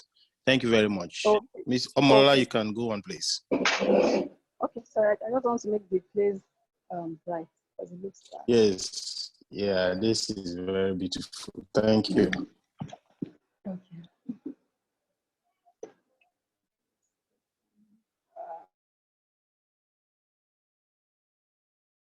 Go more granular now. So the first thing is the bank will be looking at the company promoters. You know, so what's the ownership structure? It could be a sole-owned business. You have your 100%, you know, stake in the business. It could be co-owned. Maybe it's owned by three or more persons. So what's the shareholding structure of the business? The bank will be asking for the ownership structure. I made mention earlier the management of the director profile, the KYC, that's know your customer document. So this falls under what we call character. You know, I made mention of character earlier under the 5 C's. So the bank will be asking for the track record of the management, their experience, the background, the profile, and some other KYC, and who are the project sponsors. All right, so the next one is on the project. The bank will need details on the project. What's the technology behind this project? Is it renewable? Is it gas-powered plant? Is it solar? Is it going to be hydro-powered plant? Is there any form of warranty or guarantee on this on the plant we are bringing in? Because if there's no form of warranty or guarantee, if anything goes wrong with the plant, then it's going to affect the success of that project. Are you bringing in any imported parts for the project? Who are the key project parties? Who are you working with? Who are the O&M? Who are the OEs, I mean, the EPC contractors you are working with? What's the level of experience on this project? That is also very important. Also, the financing and facility repayment. What's the total project cost? Do you have any disbursement timeline? Are there payment milestones, or you want the bank to disburse 100% upfront, or you may break the project into maybe 3 phases? So when you are done with phase 1 and is assessed by an independent consultant, you know, you want the bank to disburse money for second phase of the project, you know, so your project will be broken down into different phases, and you want payment to be done based on milestone. what's the debt equity contribution? I made mention of that. What's the capital contribution for the project? Are there other debt providers? So it could be that you want to get money from 2 or 3 banks. So you may not want to work with only First Bank. You want to work with First Bank, Sterling Bank, Access Bank, or it could even be a private equity investor, which is also a debt player. So this gives the bank some level of comfort when they see that, oh, there are other debt players involved in the project, because they will be sure that, okay, they have also done their own level of due diligence. So it gives the bank some level of comfort when they see that they are sharing the risk with other players. So what are the other debt providers? Your cash flow is important. Then do you have the regulatory approval, the regulatory permit, license to operate, because this is very important. It's going to affect the reputation of the project. Then the project agreement. Do you have a PPA available? Gas supply is going to be running on gas, because if there's gas shortage, it's going to affect the project. Do you have your PPA, the EPC contract? The bank will be asking for various agreements, key and major agreements on the project. So this is the summary of the various requirements. So for me, this sums up the entire presentation in terms of what the bank will be looking out for when you have a typical power project. So at this point, I would like to have questions.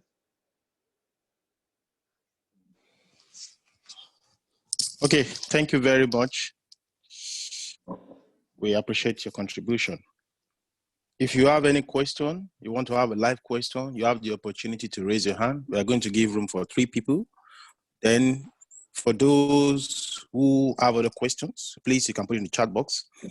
Madam, I already sent you some questions to your chat that were asked earlier. So there are so many questions there. But I sent some to you personally. You can as well look at them. While you're doing that, Mustafa is raising his hand, so we can give Mustafa Shehu the opportunity to speak. You can go ahead, Mustafa Shehu.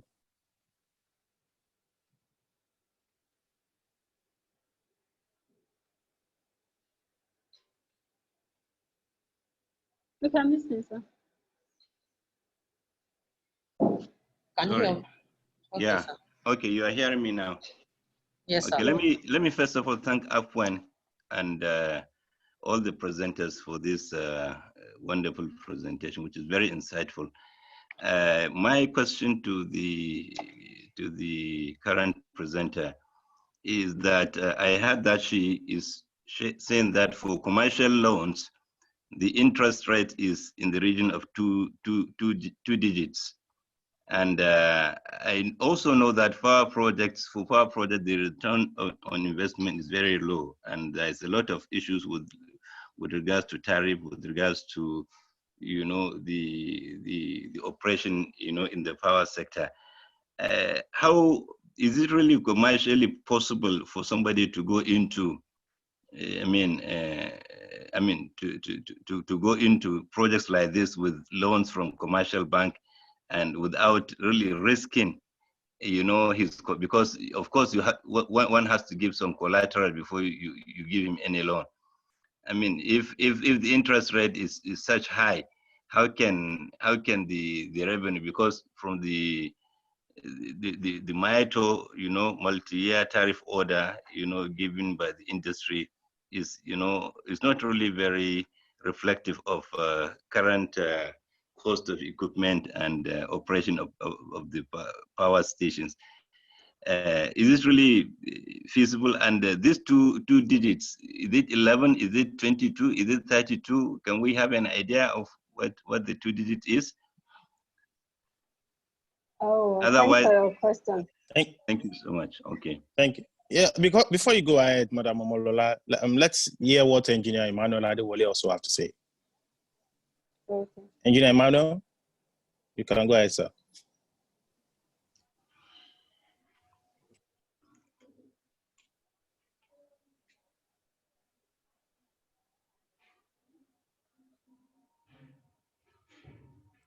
Engineer Emmanuel, you can unmute your mic and speak. Okay, while we're waiting on that, Engineer Emeka, you can speak, sir. Thank you, Amolola. Can you hear me? Yes, I can hear you. Yes, we can hear you, sir. Oh, thank you. So thank you, Amolola, for your presentation. I want to join what President Shehu said about interest rate. And from your presentation, it's obvious that investing in power sector is not very, very really lucrative in terms of return on investment. Because if you have to benchmark it against the previous presentations, that I had to say 70-30 equity ratio, debt ratio, and that if I two double digit and say 10-14%, I asked the question, beyond the MPR, that's central bank NIBOR and all that, what percentage of margin do you give? 2 or 3 over and above plus of the current inflation index in the country, so that we'll begin to think, what do we do really in the power sector? From what you've said, it does appear that borrowing money from the local banks to finance power project is part of the challenges we have in the power sector, because the amount of money they have to pay compounded every month. The revenue in the local currency is not able to match their return on investment, and therefore they're not able to perform and invest for that. Okay, sir. So let me take the two questions together because they're quite close. Well, this is one of the challenges the commercial banks are facing. You know, the NPR is currently at 13.5. So typically, a bank cannot, lend at a rate which is below that. And there are also some other charges. There are lots of things that go into pricing. There's what we call capital charge. There are other things, other costs that feed into the pricing that banks normally charge as interest rates. So it's called risk-based pricing. So depending on the risk assessment of the project, depending on the risk assessment of the industry, so those are the things that determine pricing. But in as much as we have these challenges, I make mention of intervention funds, which a lot of customers have been assessing. We call it DCR, differentiated cash reserve ratio. That one has to do with the bank's cash reserve ratio with CBN. It's a sterile fund that banks normally keep with CBN, and they don't earn anything on that fund. So instead of keeping the money with CBN, earning 0%, so now CBN came up with a product called DCR, differentiated cash reserve ratio, that, okay, you can lend this money out to some sectors, real sector of the economy, at a certain rate, which is single digits for a long tenor. We also have the BOI facility. So we have quite a number of these intervention funds, which CBN is using to target some sectors of the economy like power, real sector, food, FMCG, to boost these sectors.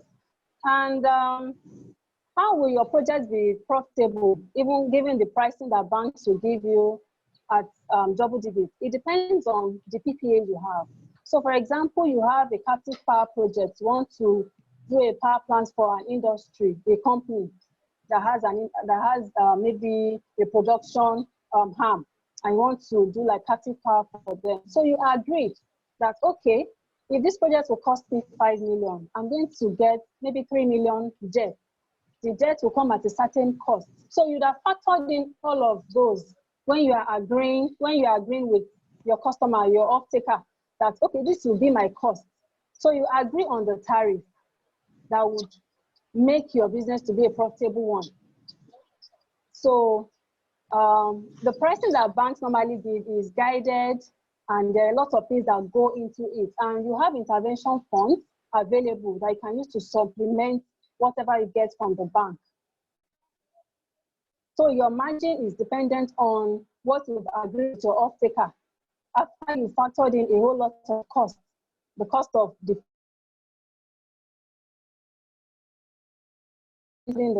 cost of funding, and all of that, before you agree on the tariff that the off-taker will pay.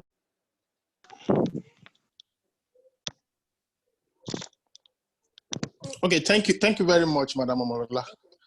I want to confirm, will you like to read the questions, or you want me to read the questions while you respond to them?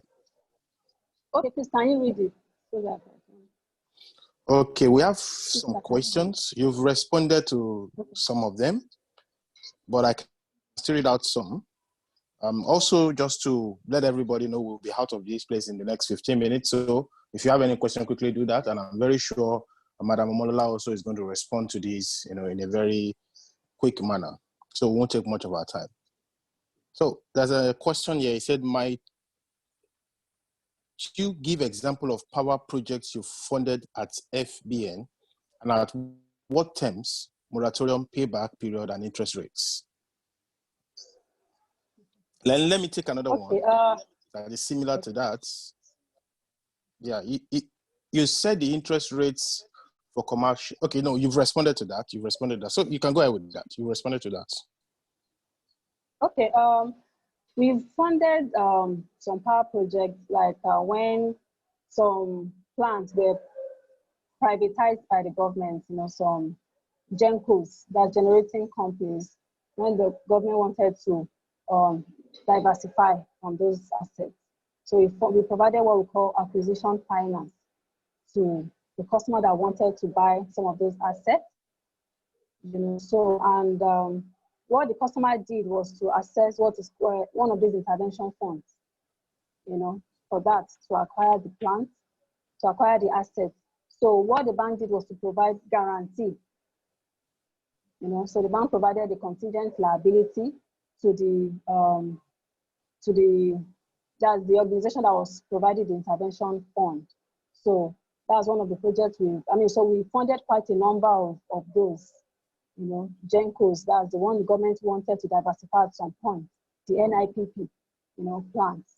And we also have some captive projects, power plants, which we've also funded. So the moratorium depends on the project.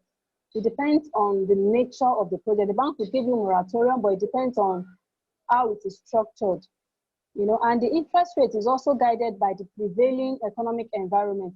Currently now, interest rates have gone down in the economy compared to what we had even last year. Because if you look at the interest rate on treasury bill rate has really gone down. Initially, 1 year treasury bill, that's money from the citizens, from the locals. Before, the rate on treasury bill, the coupon on treasury bill was like 16% for 1 year, 360-day tenor. For now, the rate on treasury bill for 1 year is like 3% for one year treasury bill. So if a risk-free instrument is going for 3%, that has also affected the rate at which bank lend. So now we are even in a low rate interest environment. So a lot of things are factored into the interest rates that banks normally advise customers. So I won't be able to mention some of these customers' names, but we funded some of these GENCOs, that's acquisition finance, even captive power projects for some customers as well. Okay, thank you very much, madam. There's a question from Engineer Lukman. He said, thank you for the presentation, madam. If a customer pays 30% mobilization and requested for APG, how does the bank help to start the project with the project after the APG is given by the bank? So I think its question is, how does the bank help to start the project after the APG has been given by the bank? How does the bank help to start the project? Yes. Well, if what you're asking from the bank is an APG, the bank would issue the instrument that's to the party, to the third party that is asking for the APG. And you commence with your project. But if in addition to the APG, you also need some form of direct funding, which is a form of loan, that would be agreed with the customer depending on how you want it to be disbursed. Do you want it to be disbursed upfront, that's 100% upfront, or you want the bank to disburse based on how the project is progressing, based on milestones? For example, you could divide your project into 3 phases. So when you're done with phase 1 of the project, you would get a consultant to certify that, okay, phase 1 has been completed and the bank needs to disburse for phase 2. So depending on what you need. So if you need direct funding in addition to the APG, that would be structured accordingly based on what you request for. But if it's only the off-balance sheet, that is the APG that you are requesting for, once the bank makes the instrument available to the third party, then you proceed with your project. And the bank will be doing the monitoring alongside, because the bank wouldn't want the instrument to crystallize on them because it's going to be a risk on the bank. But if everything goes on well and the project is completed without calling on the guarantee, then fine. So the bank would still earn their fee on the instruments which they've issued. So it could be a combination of direct funding and the APG, or it could be the APG alone. Okay. Thank you very much, madam. Just to push a little on this, Engineer Lukman says the experience he had with some bank is that they request for the down payment of the APG amount. Well, you know, it all depends on, the person you are dealing with, you know, so that's where character comes in. And it also depends on the bank's policy. So bank's policy differs, you know, so we have what we call credit policy. So these policies these are the framework that the bank have to follow. You know, they are the framework that guide the credit decision.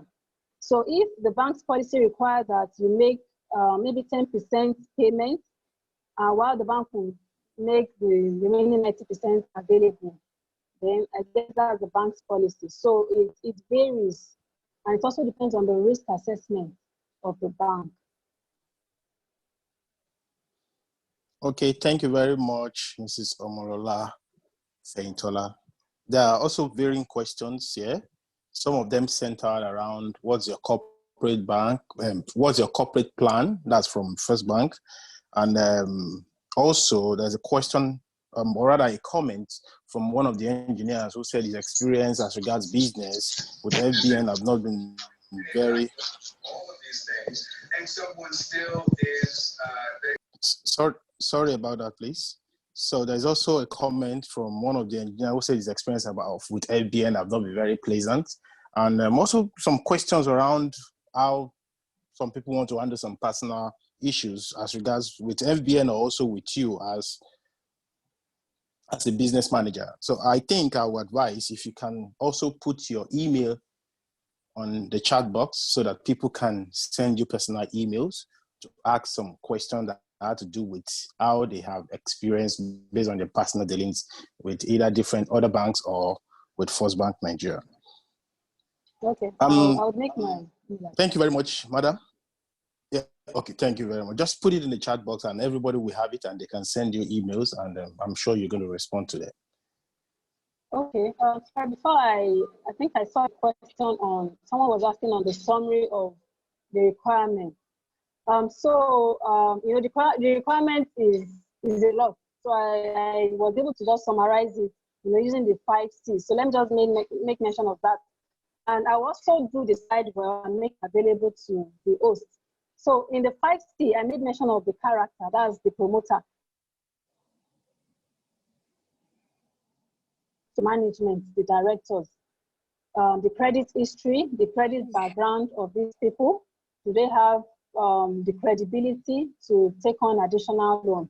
So character is about the person behind the business, that's the business promoters. Then the second one is the capacity. Do you have ability to take on this loan that you are asking for? Have you taken up loan before? Do you have existing loan running? Can you take on additional loan? The one you had running, were you able to pay down successfully or there were issues along the line? So capacity is about your financial ability to take on the loan and to repay. That's under capacity. Then the third one is your capital. What's your equity contribution? Because banks don't usually like funding a project 100% debt. They want to know what's your own skin in the game so that both parties would ensure that the project works out well. So that's on the capital side. So I made mention of 70-30 or 60-40. You know, so it varies depending on the nature of the project. Then we have collateral. Aside the equipment you are bringing in or the plan, there must be a secondary form of support for the bank, because anything can go wrong with that project. You know, there are lots of uncertainties. Nobody saw COVID-19 coming.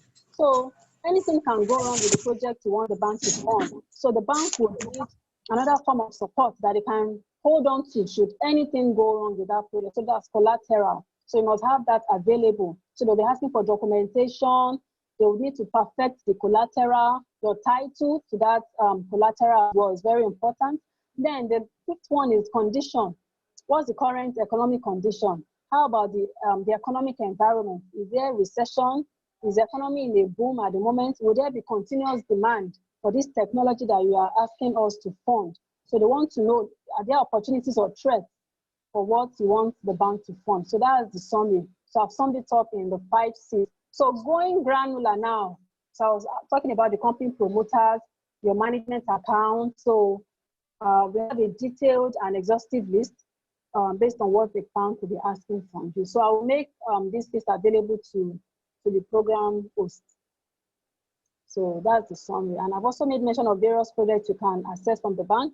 I made mention of the bank loan, the trade facility, once a working capital. If you're into buying and selling, you know, you can access what is called working capital facility from the bank.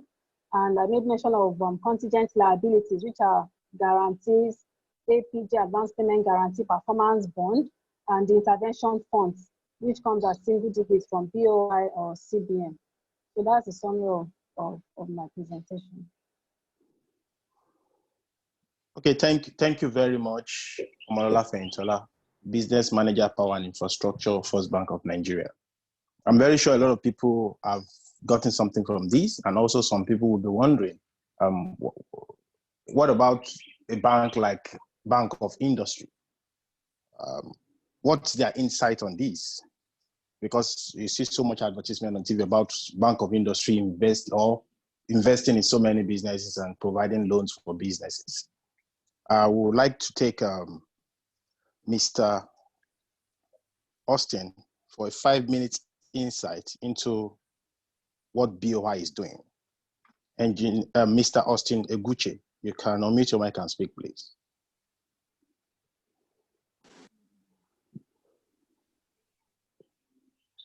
Hello. Hello, sir. Hello. You can go ahead. Hi. Yes. Okay. Thank you very much. My name is Austin Eguche. I work for Bank of Industry. Am I still on? Yes, sir. Go ahead, sir. Okay. Yeah, so BOI, just like everybody has said, we are a DFI set up for the purpose of helping to industrialize the nation. In terms of the energy funding, we have done quite a couple of activities in this sector. We started from, I would say BOI was actually the bank that helped in opening up this sector, especially in renewable energy, because when it was very clear that most people were not ready to go into this sector, the bank took the risk by doing some pilot projects across the 6 geopolitical zones of Nigeria. And it was from there that a couple of these multilateral agencies, the likes of USAID, the likes of GIZ, DFID, and all that, they came to assess those projects to, just to be sure that those projects are actually working. Because as at then, a lot of people were not sure whether solar was working. And then so they came in and then assessed those projects, first year, second year, and saw that the projects were still working. And that was how they now came to the conclusion that, oh, yes, we can actually invest in this sector in the country. So we were more like a pilot bank that opened up even before REA decided to go in. So we had a lot of partnership discussions and all that, and they visited those sites, So, but yeah, coming to commercial funding, So BOI had actually set up some fund for solar or renewable energy in general. We had this a 6 billion fund that had been running for a while, and a couple of projects were funded under this. So the requirement, I will not want to go through all the requirements again, but basically, just like the first bank person has spoken.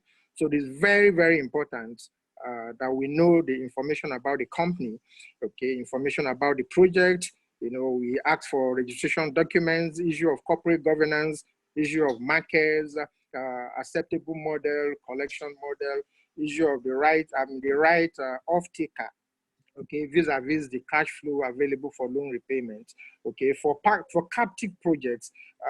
So we're looking at having an acceptable PPA, okay. Talking about acceptable PPA, the major thing that we look at in here is the right tariff. Has the tariff been agreed by all the parties, okay? Because that is what is going to, it's going to determine the cash flow that comes into the business for repayment of the loan. Okay, so the issue around collateral support is also very, very important, which has been discussed extensively also.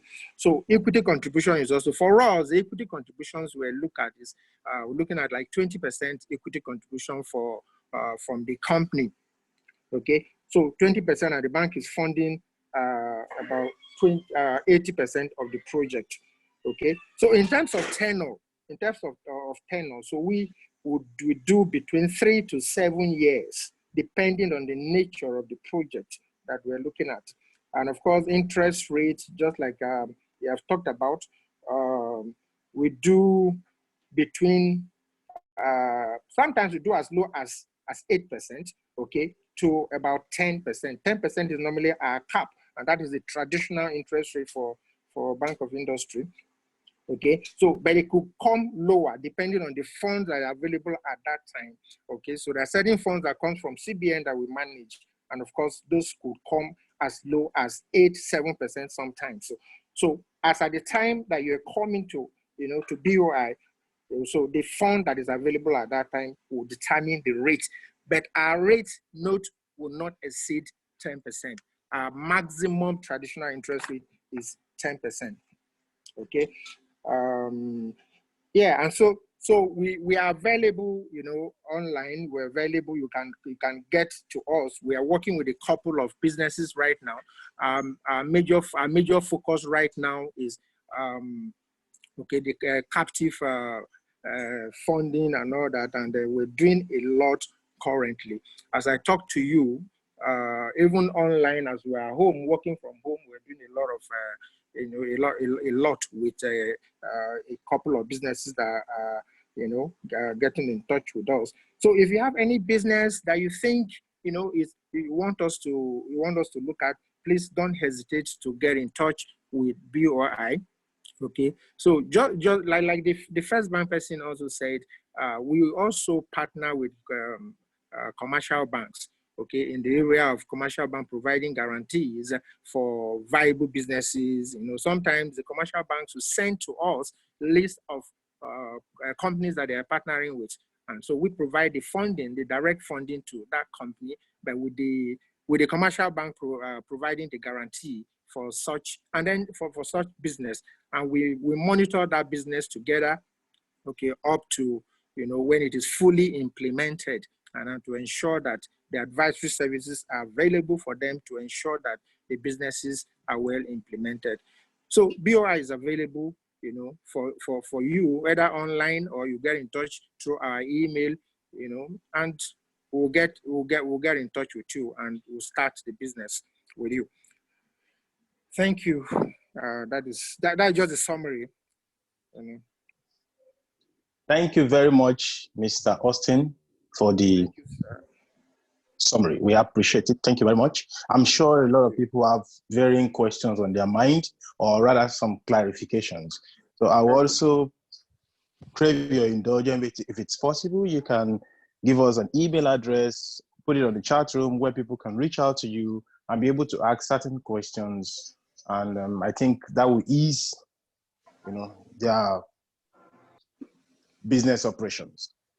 Okay, I'll do that. So thank you very much, sir. Thank you very much, Thank sir. you, sir. God bless Oh, you, thank sir. you very much, sir. We appreciate. Thank you, sir. Bless you too. Thank you. Yeah, to go ahead, we're going to round up in a jiffy.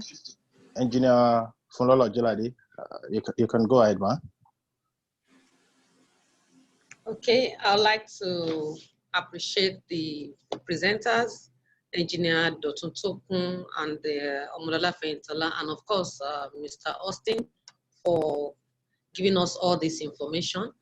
We would like to present certificates to Engineer Dotun and Omolola. Could you please display their certificates?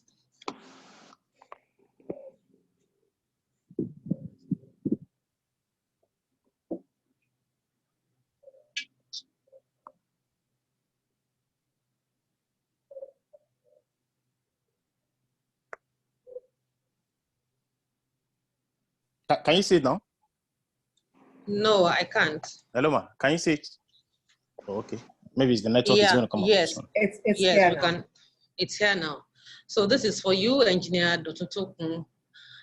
We're going to send this to you in the mail so that you can print it and remember that we appreciate the presentation today. Thank you for coming. Can we have that of Omolola Feintola?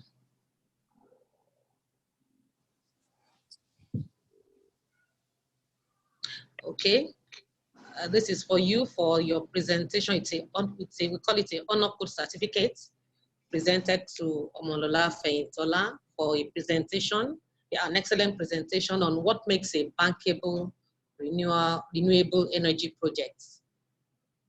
It's a workshop offered by APWEN, an online learning initiative of the Association of Professional Women Engineers of Nigeria.